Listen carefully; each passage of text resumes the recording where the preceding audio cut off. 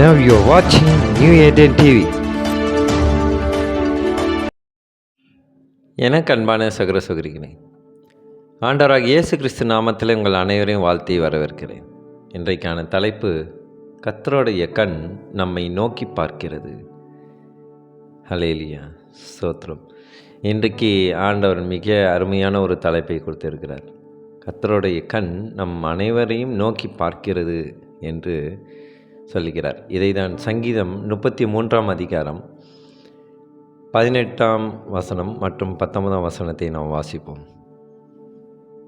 தமக்கு பயந்து தமது கிருபையை காத்திருக்கிறவர்களின் ஆத்துமாக்களை மரணத்திலிருந்து விலக்கி விடுவிக்கவும், பஞ்சத்தில் அவர்களை உயிரோடு காக்கவும் கர்த்தருடைய கண்கள் அவர்கள் மேல் நோக்கமாயிருக்கிறது. கர்த்தருக்கு மகிமை உண்டாதாக. நம் சங்கீதக்காரர் தாவீது அவர்களுக்கு மிகவும் எதிர்ப்புகள் இருந்தது. அதே சமயம் அவர் ஆண்டவர் மீது ஒரு வைராக்கியமான ஒரு விசுவாசத்தை கொண்டிருந்தார். அதனால்தான் அவர்கள் அத்தனை எதிரிகள் வந்தாலும் ஆண்டவருடைய நாமத்தை வைத்தே அவர் ஜெயித்தார். இஸ்ரவேல் மக்களுக்கு ராஜாவாகவும் ஆனார். எனக்கு பிரியமானவர்களே, தாவீது மிகவும் பாடுபட்டார். எதிரிகளை கண்டு அவர் அஞ்சவில்லை. அதற்கு பதிலாக ஆண்டவர் மீது மிகவும் வைராக்கியமுள்ள ஒரு விசுவாசியாக இருந்தார். அவர் கண்ட விசுவாசத்தை மற்றவர்களுக்கும் கற்றுக் கொடுத்தார். பிரியமானவர்களே, இன்றைக்கு நாமும் கூட ஆண்டவர் மீது விசுவாசம் வைத்திருப்பதை நாம் மற்றவர்களுக்கு பகிர்ந்து அவர்களுக்கு கற்றுத்தர வேண்டும் என்று ஆண்டவர் எதிர்பார்க்கிறார். நம் பரிசுத்த வேதாகமத்திலே அநேக நல்ல முன்மாதிரிகளை பார்த்து நாம் பின்பற்ற வேண்டும். அதையே நாம் அடிச்சுவடுகளாக கடைபிடிக்க வேண்டும் என்பதுதான் அவருடைய சித்தமாக இருக்கிறது. இன்றைக்கு கர்த்தருடைய கண் நம்மை அனைவரையும் நோக்கி பார்க்கிறது. நாம் விசுவாசத்தை பார்க்கிறது. அவருக்கு பிடிக்காத காரியத்தை செய்திருந்தால் அதையும் கண்ணோக்கி பார்க்கிறது. ஆனால் ஆண்டவர் மிகுதியாக மகா கருணையோடு நம்மளை மன்னிக்கிறார். அதுபோல் நாமும் மற்றவர்களை மன்னிக்கவும், நம்மளை பழித்து பேசுகிறார்களா அவர்களுக்காக நாம் மன்றாட வேண்டும், ஜெபிக்க வேண்டும். அவருக்கு பயந்து நடப்பதினாலே நமக்கு என்ன நன்மை இருக்கிறது?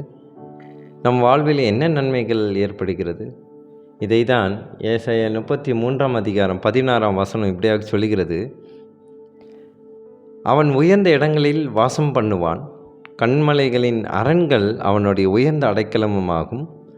அவன் அப்பம் அவனுக்கு கொடுக்கப்படும், அவன் தண்ணீர் அவனுக்கு நிச்சயமாய் கிடைக்கும். கர்த்தருக்கு மகிமை உண்டாதாக. அவர் நம்மளை பலப்படுத்துவார். அவருக்கு பயந்து நம் வாழ்வை சரி செய்தோமேயானால், நாம் மனம் மாறி அவருடைய பாதையில் நாம் திரும்புவோமேயானால், ஆண்டவர் மிகுதியாக வாசம் பண்ணி நம்மளை கனம் பண்ணுகிறார். நமக்கு தேவையான அனைத்தையும் அவர் அருளுகிறார். எனக்கு பிரியமானவர்களே, இந்த தினவசனத்து மூலியமாக நமக்கு ஏதாவது நிந்தைகள் ஏற்பட்டாலும், கஷ்டங்கள் ஏற்பட்டாலும், பொருளாதாரத்தில் நெருக்கடிகள் ஏற்பட்டாலும், ஊழியத்தில் தடைகள் வந்தாலும், இந்த ஊழியத்தை குறித்து யாராவது விமர்சனம் செய்தாலும் நாம் கலங்க வேண்டாம். நம்மளை உயர்ந்த அடைக்கலத்தில் அவர் வைப்பார் என்று வாக்கு கொடுத்திருக்கிறார். எனக்கு பிரியமானவர்களே, இன்றைக்கு பிரசங்கிக்கிற அநேக ஊழியர்களை அநேக பேர் எதிர்க்கிறார்கள். அவர்களுக்காக அவர்கள் மனம் திரும்ப வேண்டும் என்று, ஊழியர்களுக்கு எந்த ஒரு ஆபத்தும் நேரிடாத படிக்கு, திருச்சபை நடத்தும் போதகர்களுக்கு எந்த ஒரு எதிர்ப்புகள் வராதபடிக்கு ஆண்டோடைய பலத்த கரத்திலே அடங்கியிருப்பதற்கு, அவர்களை பாதுகாக்க நாம் ஜெபிப்போமா? ஸ்தோத்திரத்தாவே, எங்கள் அருமையான தகப்பனே, என்றும் மாறாத நித்திய தேவனே, அப்பா, உம்மை நோக்கி நாங்கள் மன்றாடுகிறோம். அப்பா, ஊழியர்களுக்கு எந்த ஒரு எதிர்ப்பு இல்லாதபடிக்கு, அவர்களுக்கு எந்த ஒரு அழுத்தம் வராதபடிக்கு நீர் காத்துக்கொள்ளும். உமக்கு பயந்து உம்முடைய சித்தத்திற்காக எங்களுடைய வாழ்க்கையை நாங்கள் ஒப்புக் கொடுக்கிறோம். ஆண்டவரே, எங்கள் அன்பு சகோதர சகோதரிகளுக்கும் கூட அவர்களும் உம்முடைய சித்தத்தின்படி வாழ்வதற்கு, உமது ஜீவனுள்ள வார்த்தையிலே அநேக ஆலோசனைகளை பெற்றுக்கொள்வதற்கு அவர்களுக்கு கஷ்டம் ஏற்பட்டாலும் அப்பா, பொருளாதாரத்தில் நெருக்கடிகள் வந்தாலும் அதை சகித்து கொள்வதற்கு நீர் ஒரு கிருபையை அருளுவீராக. சொதுங்கத்தாவை துதிக்கிறோம்ப்பா. எங்கள் ஊழியர்களுக்காக நான் ஜெபிக்கின்றேன். சபை மூப்பர்களுக்காக நான் ஜெபிக்கின்றேன். அவர்கள் செய்யும் ஒவ்வொரு காரியத்திலும் இருந்து வெற்றி பெற செய்யும் ஆண்டவரே. அநேக ஆன்மாக்கள் மனம் திரும்புவதும் உம்முடைய அன்பிலே நிலைத்திருப்பதற்காக நான் ஜெபிக்கின்றேன் கர்த்தாவே. அப்பா, எங்கள் அன்பு சகோதர சகோதரிகளுக்கும் கூட இந்த நாள் முழுவதும் அவர்களோடு இருந்து வெற்றி பெற செய்யும். அவர்கள் உம்முடைய சிந்தனையில் வாழ்வதற்கு, உமது ஜீவனுள்ள வார்த்தையை பற்றி கொள்வதற்கு தேவ கிருபை செய்யும். சோதரன் கர்த்தாவை துதிக்கிறோம். இயேசு மூலமாக ஜெபிக்கின்றோம் நல்ல பிதாவே. ஆமீன், ஆமீன்.